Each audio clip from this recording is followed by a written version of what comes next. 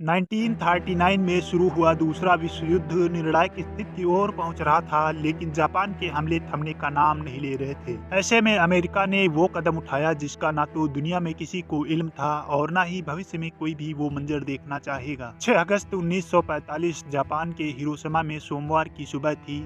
वैसी ही जैसी हर रोज हो रही थी। 8:15 बज रहे थे।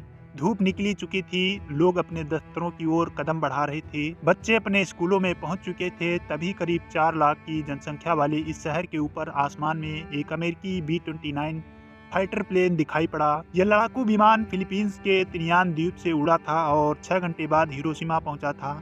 जब यह हिरोशिमा के ऊपर करीब 10 किलोमीटर की ऊंचाई पर था, तब इसमें बैठे मेजर टॉमस फेरेबी ने अपने सामने लगे लाल बटन को दबा दिया।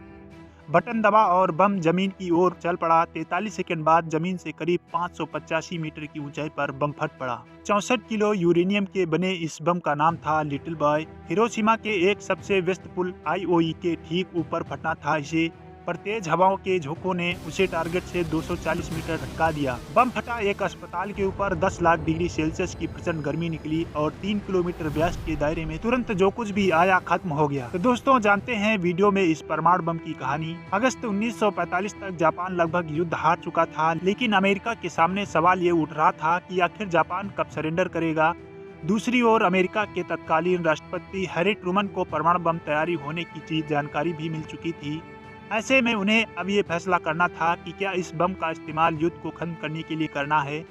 हालांकि दुनिया जानती है कि ट्रूमन ने जो निर्णय लिया उस बात का आज इतिहास भी गवाह है।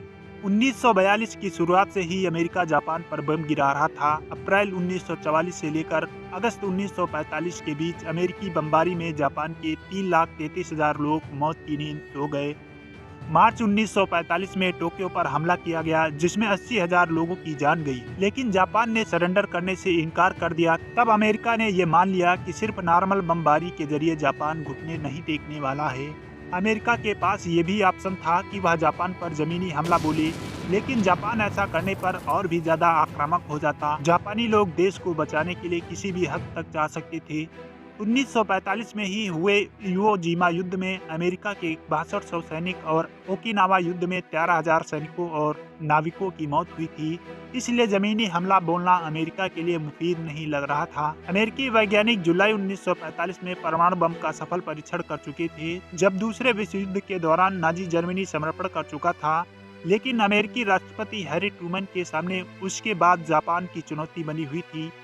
ऐसे में ट्रूमैन ने युद्ध सचिव हेनरी स्टीमसन की अध्यक्षता में एक कमेटी बनाकर यह तय करने को कहा था कि जापान पर परमाणु बम से हमला किए जाने के बारे में विचार किया जाए। हैरी ट्रूमैन प्रेसिडेंशियल लाइब्रेरी में कार्यरत सैम रसे का मानना था कि बगैर परमाणु बम के इस्तेमाल के उसके लिए युद्ध जीतना मुमकिन नहीं था। जापान में 4 ठिकानों को चिन्हित किया गया था जहां हमला किया जा सकता था। इन चारों में से कहां परमाणु बम गिराना था, इसका फैसला ट्रूमैन ने सेना पर छोड़ा था। हिरोशिमा के सैन्य महत्व को देखते हुए सेना ने इस शहर को चुना। जापानी रडारों ने दक्षिण की ओर से 6 अगस्त 1945 को सुबह 7 बजे आ रहे अमेरिकी विमानों को देख लिया, जिसके कारण चेतावनी का सायरन बज गया।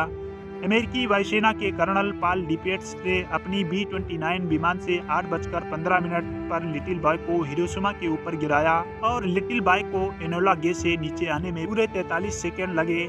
तेज हवाओं ने उसका रुख अपने लक्ष्य आईओई ब्रिज से 250 मीटर दूर कर दिया और वो सीमा सर्जिकल क्लिनिक के ऊपर फटा। इसकी शक्ति 12,500 टन TNT के बराबर थी और जब ये फटा तो तापमान अचानक 10 लाख सेंटीग्रेड पहुंच गया और ऊपर से द ग्रेट आर्टिस्ट के पायलट मेजर चार्ल्स स्वीनी ने एक विशाल आग का गोला बनता देखा। शहर के मध्य में एक क्षण के अंदर कंक्रीट इमारतों को छोड़कर धरती के ऊपर मौजूद हर चीज गायब हो गई। विस्फोट का असर इतना तेज था कि ग्राउंड जीरो से 15 किलोमीटर दूर हर इमारत की खिड़कियों के शीशे चकनाचूर हो गए। उम्मीद है दोस्तों आपको ये वीडियो पसंद आई होगी। वीडियो अगर पसंद आई तो वीडियो को लाइक और हमारे चैनल को सब्सक्राइब जरूर कर दें।